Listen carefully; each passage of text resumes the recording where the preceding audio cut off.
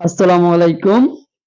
সুপ্রিয় দর্শক, আজকে যে সাবানটা নিয়ে আলোচনা করব, এটা স্লিমিং এবং ডিটক্সিফাই সাবান হলো এক ধরনের সাবান যা ত্বক পরিষ্কার করার পাশাপাশি শরীরের অতিরিক্ত মেদ কমাতে এবং ত্বক থেকে বিষাক্ত পদার্থ দূর করতে সাহায্য করে। এই সাবানগুলিতে সাধারণত কফি, কাঠকয়লা এবং অন্যান্য প্রাকৃতিক উপাদান ব্যবহার করা হয় যা ত্বককে পরিষ্কার এবং সতেজ রাখতে সহায়ক করে। এই ধরনের সাবান ব্যবহারে কিছু সম্ভাব্য সুবিধা হলো ত্বকের গভীর থেকে পরিষ্কার করে। ডিটক্সিফাই সাবান ত্বকের ছিদ্রের ময়লা, তেল এবং অন্যান্য অমদ্য দূর করতে সাহায্য করে, ত্বকের উজ্জ্বলতা বৃদ্ধি করে। কিছু ডিটক্সিফাই সাবানের প্রাকৃতিক উপাদান থাকে যা ত্বককে উজ্জ্বল করতে সাহায্য করে। অতিরিক্ত মেদ কমাতে কিন্তু এই সাবানটি অত্যন্ত কার্যকর।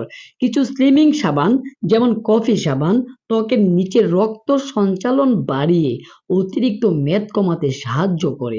ত্বকের স্বাস্থ্য ভালো রাখে এই সাবানগুলি ত্বকের প্রাকৃতিক ভারসাম্য বজায় রাখতে এবং ত্বককে ময়শ্চারাইজ করতে সাহায্য করে।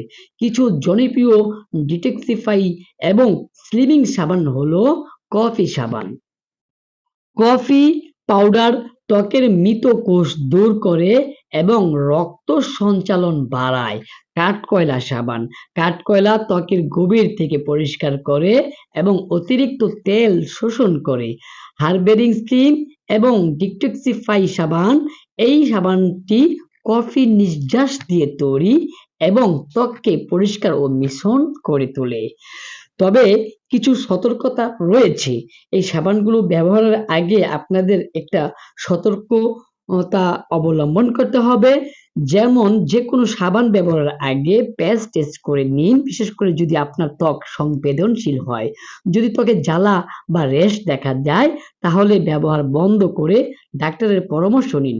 স্লিমিং সাবান ব্যবহারের পাশাপাশি স্বাস্থ্যকর খাবার এবং ব্যায়াম করা উচিত। আপনার ত্বক এবং স্বাস্থ্যের জন্য সঠিক সাবান বাছাই করা গুরুত্বপূর্ণ। আপনি যদি কোনো নির্দিষ্ট পণ্য সম্পর্কে জানতে চান তাহলে সেই পণ্যের উপাদান এবং ব্যবহারের নিয়মাবলী সম্পর্কে বিস্তারিত জেনে নিবেন। আর এই সাবানটি হচ্ছে স্লিমিং সাবান এবং এটি খুবই কার্যকরী। আপনি মাত্র 3 দিন ব্যবহার করলে তার উপকার আপনি পেতে পারেন। তো সকলকে ধন্যবাদ। দর্শক, আমার চ্যানেলটিকে সাবস্ক্রাইব করে রাখবেন।